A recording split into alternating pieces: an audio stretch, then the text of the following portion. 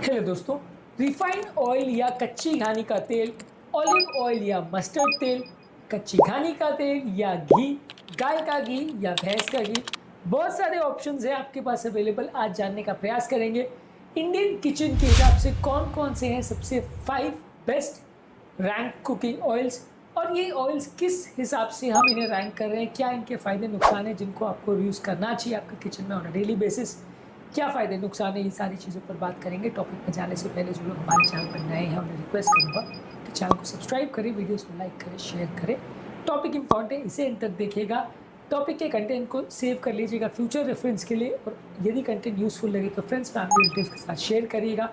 Topic के mid portion में इसे इंटरेस्टिंग बनाने के लिए कुछ प्रैक्टिकल बातें आपको बताऊंगा हमारे ट्रिविया सेक्शन में, जो आपको ज्ञान भी देंगे और हैरान भी करेंगे, और प्रैक्टिकल यूटिलिटी सेक्शन में इस टॉपिक को डेली लाइफ में यूटिलाइज करने के लिए कुछ टिप्स भी आपको दूंगा।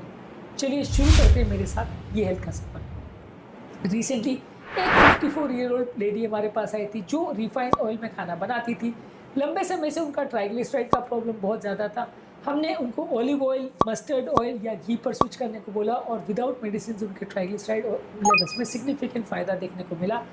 इसी तरह से एक डायबिटिक पेशेंट हमारे पास आई थी जो ऑलिव ऑयल में खाना बना रही थी, लेकिन जब वो पकौड़े या डीप फ्राइंग के लिए उसको यूज़ करती थी तो उसमें ख़राब सा टेस्ट आ जाता था और स्मोक आने लगता था। ये बेसिकली ऑलिव ऑयल के स्लो स्मोक पॉइंट की वजह से हो रहा था, जिसमें वो और ज़्यादा ख़राब हो जाता था और शायद नुकसानदायक भी। तो हमने उनको एडवाइस किया कि घी में उसको बना सकते हैं या मस्टर्ड ऑयल में बना सकते हैं। रिफाइंड ऑयल का प्रयोग वैसे तो इस मामले में बेटर है, लेकिन रिफाइंड ऑयल अपने आप में अच्छा नहीं है। ऑलिव ऑयल वैसे तो अच्छा है, लेकिन हाई टेम्परेचर कुकिंग के लिए अच्छा नहीं है। ये जब हमने समझाया तो उनकी प्रॉब्लम सॉल्व हो गई।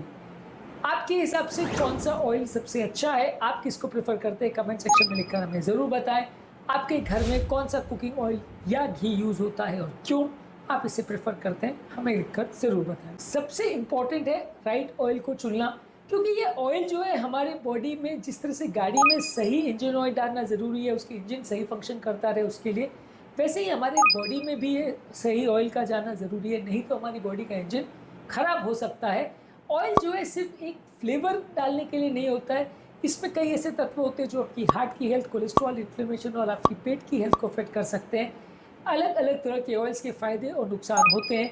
इनका रैंकिंग जो है वो इस बात पर डिपेंड करता है कि ऑयल की स्मोक पॉइंट कैसी है, क्योंकि इंडियन कुकिंग ज़्यादातर काफ़ी हाई टेम्परेचर्स पे होती है, इसलिए हाई स्मोक पॉइंट वाले ऑयल्स हम ज़्यादा बेटर माने जा सकते हैं। इसके अलावा omega 3 versus omega 6 fatty acid का रेशो क्या है इस ऑयल में। ओमेगा 6 फैटी एसिड जितना ज़्यादा है उतना वो बॉडी में नुकसान करेगा, इन्फ्लेमेशन करेगा, बीमारियां करेगा। इसलिए जितना ऑयल में ओमेगा 3 फैटी एसिड हो उतना अच्छा उसे माना जा सकता है। इसके अलावा ट्रेडिशनल कंपैटिबिलिटी फूड्स के साथ कैसी है उसके हिसाब से भी हम ऑयल को जज करते हैं। ऑयल का साइंटिफिक डेटा क्या है हार्ट और मेटाबॉलिक हेल्थ के हिसाब से। इसके अलावा ऑयल का टेस्ट, अफोर्डेबिलिटी और अवेलेबिलिटी क्या होता है, इस ये ऑयल के क्राइटेरिया जिसके बेसिस पे हम ऑयल्स को जज करते हैं कि कौन सा ऑयल इंडियन सिनेरियो के हिसाब से सबसे अच्छे हैं। ये 5 ऑयल्स में मैं इंडिविजुअल रैंकिंग नहीं करूंगा कि इनमें से कौन सा सबसे अच्छा है, ओवरऑल इनमें से मैं कौन सा प्रेफर करता हूँ मैं टॉपिक के एंड में आपको बताऊंगा। चलते हैं हमारे 5 बेस्ट ऑयल्स के सेक्शन में। 5 बेस्ट ऑयल्स में मस्टर्ड ऑयल काफ़ी अच्छा है, इसमें ओमेगा 3 फैटी एसिड काफ़ी अच्छा है, इंडियन कुकिंग के लिए काफ़ी अच्छा है, कुछ कीटाणुनाशक तत्व भी है इसमें। इंडियन कुकिंग के खासकर नॉर्दर्न और ईस्टर्न इंडिया में जो कुकिंग होती है उसके लिए अच्छा है। स्ट्रॉन्ग फ्लेवर है, हर व्यक्ति को इसका फ्लेवर अच्छा नहीं लगता, पर काफ़ी लोग को, इंडियन कुजीन वाले लोग को इसको पसंद करते हैं इसका फ्लेवर को। तो मस्टर्ड ऑयल एक अच्छा ऑयल है इंडियन कुकिंग सिनेरियो के हिसाब से। इसके अलावा ग्राउंड नट यानी मूंगफली का तेल भी अच्छा है, इसका न्यूट्रल टेस्ट होता है, डीप फ्राइंग और सब्जी बनाने के लिए अच्छा है, स्मोक पॉइंट भी अच्छा है। अनसैचुरेटेड फैटी एसिड्स होते हैं, हाई टेम्परेचर पे काफ़ी स्टेबल रहता है। इसके अलावा कोल्ड प्रेस ऑयल वर्जन में लेंगे या कच्ची घानी से बनाया हुआ नारियल का तेल लेंगे तो कंपेरेटिवली अच्छा है। वेस्टर्न और सदर्न इंडिया में काफ़ी ज़्यादा इसका प्रयोग होता है। इसी तरह से नारियल तेल जो है ये भी अच्छा है। साउथ इंडियन कुकिंग में काफ़ी कॉमनली इसको अलग अलग डिशेस में यूज़ करते हैं। इसमें मीडियम चेन ट्राइग्लिसराइड होता है जो कि क्विक एनर्जी और फैट बर्निंग में मदद करता है। हाई टेम्परेचर कुकिंग के लिए अच्छा है, कुछ कीटाणुनाशक प्रॉपर्टीज़ और एंटी इन्फ्लेमेटरी प्रॉपर्टीज़ भी हैं। ये शॉर्ट ड्यूरेशन सॉटिंग के लिए अच्छा है, लेकिन डीप फ्राइंग के लिए बहुत अच्छा नहीं माना जाता है क्योंकि इसकी स्मोक पॉइंट उतनी ज़्यादा अच्छी नहीं है। इसके अलावा सीसेम का तेल यानी तिल का तेल अच्छा है, मीडियम हीट कुकिंग के लिए अच्छा है। खिचड़ी, चटनी, ये सारी चीज़ें बनाने के लिए अच्छा है। इसमें एंटीऑक्सीडेंट्स और सिसामिन होता है जो कि हार्ट के हेल्थ के अच्छा है। थोड़ी मात्रा में इसको यूज़ करेंगे और खासकर कच्ची घानी का यूज़ करेंगे तो इसमें उतना सूजन नहीं होगा। इसके अलावा राइस ब्रांड ऑयल भी हाई हीट इंडियन कुकिंग के लिए अच्छा है। इसमें ओरिजिनल होता है जो कि कोलेस्ट्रॉल को कम करता है, हार्ट को ऑक्सीडेटिव स्ट्रेस से बचाता है, अफोर्डेबल भी है। और इसको अगर कच्ची घानी का या कोल्ड प्रेस फॉर्म में लेंगे तो अच्छा है। अगर इसको रिफाइंड फॉर्म में लेंगे तो इसमें ओमेगा 6 फैटी एसिड और केमिकल्स बढ़ जाते हैं जो कि अच्छा नहीं है। इसके अलावा अगर बाकी सारे ऑयल्स अवेलेबल नहीं है तो ये एक अच्छा ऑप्शन है। ये सब चीज़ों का ध्यान रखिए कि सनफ्लावर ऑयल में ओमेगा 6 फैटी एसिड ज़्यादा है तो ये इन्फ्लेमेशन कर सकता है, इसको ज़्यादा यूज़ ना करें तो अच्छा है। सोयाबीन ऑयल में भी ये है कि ओमेगा 6 फैटी एसिड बहुत ज़्यादा रहता है और ये हीट स्टेबल नहीं है तो हाई टेम्परेचर कुकिंग नहीं है। Olive oil, extra virgin olive oil जो है वो सैलड्स के लिए बहुत अच्छा है, लेकिन ये इंडियन कुकिंग के लिए बहुत अच्छा नहीं है क्योंकि हाई टेम्परेचर पे ख़राब हो जाता है। ज़्यादातर इंडियन कुकिंग के लिए मैं प्रेफर करता हूँ घी को। रीज़न ये है कि घी हाई टेम्परेचर कुकिंग के लिए भी अच्छा है, ओमेगा 6 फैटी एसिड बहुत कम है।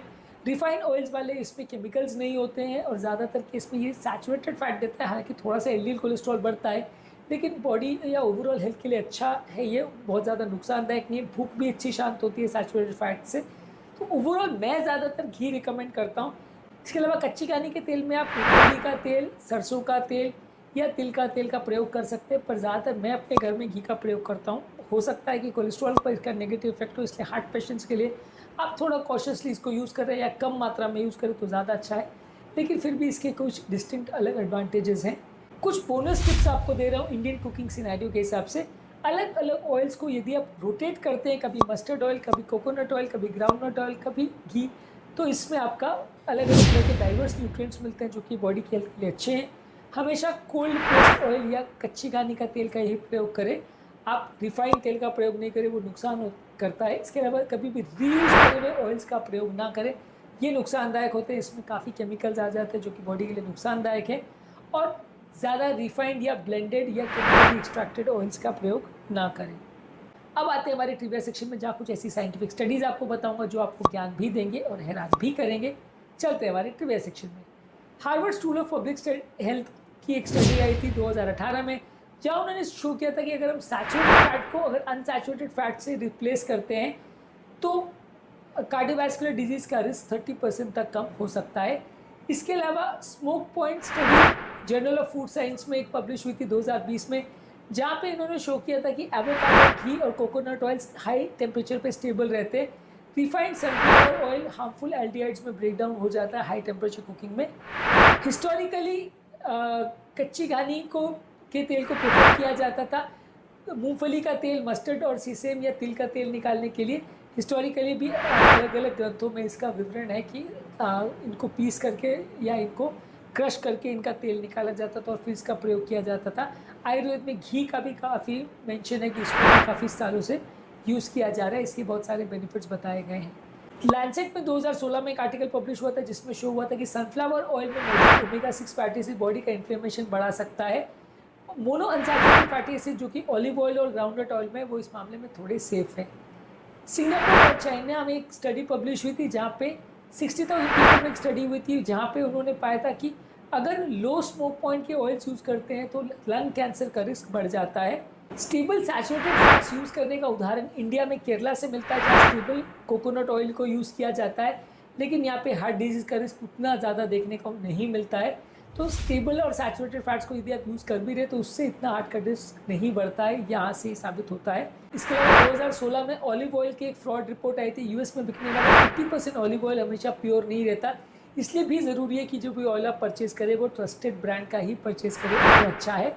फ्रेंच INC 3 की रिपोर्ट 2017 में पब्लिश हुई थी। यहाँ पर उन्होंने रेपसीड ऑयल यानी कैनोला ऑयल और ऑलिव ऑयल को सबसे बेस्ट ऑयल बताया था, पर ये इंडियन कुकिंग सिनेरियो और हाई टेम्परेचर कुकिंग के लिए बहुत अच्छे नहीं है। आपके घर में कौन सा ऑयल आपको सबसे बेस्ट लगता है और आप क्या प्रेफर करते हैं, हमें लिखकर ज़रूर बताएं। अब आते हैं हमारे प्रैक्टिकल यूटिलिटी सेक्शन में। हमेशा कोशिश करिए कि कच्ची घानी का तेल यानी कोल्ड प्रेस ऑयल या घी का ही प्रयोग करें। ऑयल्स को चेंज कर सकते हैं, अलग अलग पर्पज़ के लिए अलग अलग ऑयल्स का प्रयोग कर सकते हैं। हमेशा ऑयल को डार्क बॉटल्स में और धूप से या हीट से हमेशा दूर ही रखें तो सेफ़ रहेगा।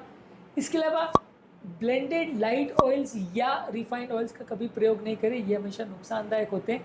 जितना ज़्यादा रिफाइंड या केमिकल एक्सट्रैक्टेड ऑयल होगा उसमें केमिकल्स आपकी बॉडी को नुकसान पहुंचाएंगे, तो जहाँ तक पॉसिबल है इनका प्रयोग मत करिए। बाकी कच्ची घानी के ऑप्शंस में या घी में आप जो भी चीज़ों का प्रयोग कर सकते हैं। तो अब आप मुझे बताइए कि आप कौन सा ऑयल प्रेफर करेंगे और क्या आपके घर में जो ऑयल यूज़ होता है वो इनमें से है या नहीं, और क्या आप इसे स्विच करना चाहेंगे। अगर आपको लगता है कि ये टॉपिक आपके फ्रेंड्स फैमिली रिलेटिव्स के लिए यूज़फुल है तो उनके साथ शेयर करिए, वीडियोज़ को फ्यूचर के लिए सेव कर लीजिए। कमेंट सेक्शन में इस टॉपिक के बारे में आप क्या महसूस करते हैं लिखकर हमें ज़रूर बताएं। टॉपिक एंड करने से पहले जो लोग हमारे चैनल पर नए हैं उन्हें रिक्वेस्ट करूँगा कि चैनल को सब्सक्राइब करें, वीडियोज़ को लाइक करें।